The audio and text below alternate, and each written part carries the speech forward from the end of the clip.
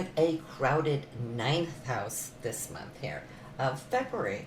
That tells me that you are onto something, aren't you?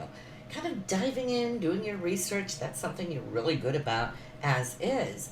But now we have Saturn, Jupiter, the Sun, the new moon, Mercury, which, mind you, is retrograde, and will be joined with Venus. Now, that is a party right there.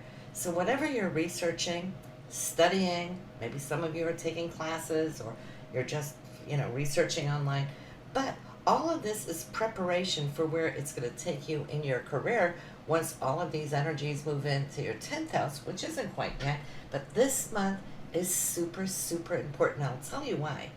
You know how we talk about the new moons, and that is the time of the month that we want to place our intentions, right? Good intentions for those things that we want to achieve. Well, this month it's going to be kissed by none less than Venus and Jupiter. Venus and Jupiter are conjunct, so on the 11th of the new moon, all three will be there.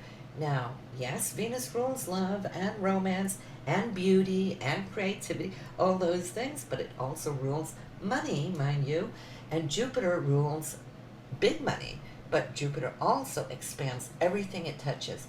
So Jupiter is touching upon Venus and the new moon, which is your intentions. So this is a month to dream, and dream big, Gemini, as large as you can.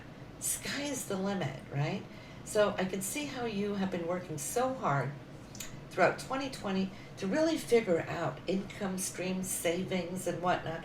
Maybe some of you had to eat through your savings, wanting to replenish them now. Well, here you are brainstorming. What a great brainstorm to have. Now, with Mercury retrograde, we do have a little bit to be mindful of, because that will also be conjuncting this. So, yes, there could be good proposals coming in, there could be projects coming in, and it can seem too good to be true because the planets are so wonderful. But with the retrograde, make sure, Gemini, read the fine print and try to hold off on signing any contract at least to the end of the month. Now, Mercury will be retrograde from January 30th to February 21st. Give it a plus minus 15 days there when it's in the shadow, but then you should be good to go. You can discuss, you can plot, you can plan, you can discuss and negotiate. All that is good, but hold off with any signatures if at all possible. Sometimes, like they say in show business, this show must go on.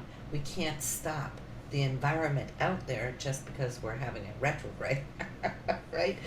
But anyway, I love that for you. It's also the area of long distance traveling. It's for publishing. Some of you might see that your book or your papers are being published this month, which is excellent, and congratulations on it, right? Because you have toiled, you've worked for this. Nothing comes freely. Sometimes it feels like it when it falls in our lap, but do know that hard effort has been done earlier. It's leading up to February 14th of Valentine's, so those days prior to Valentine's, I feel all that is going to be Valentine's energy.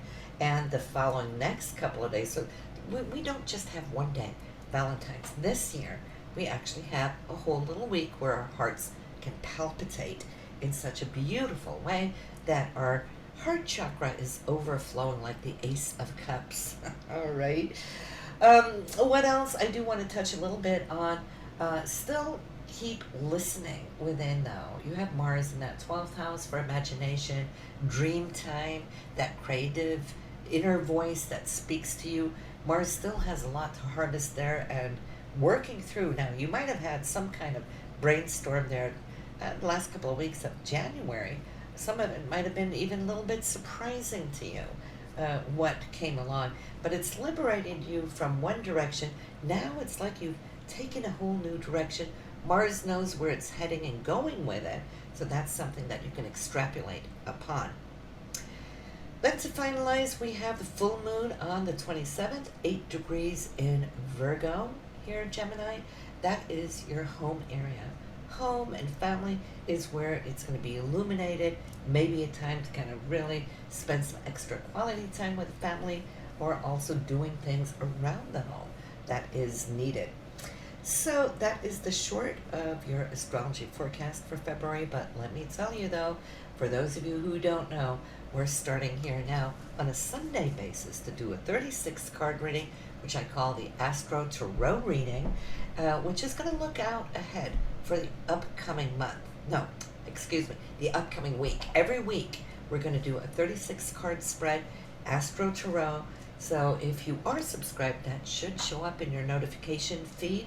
If not, hit that bell so you're sure that you will get it and participate with us, all right?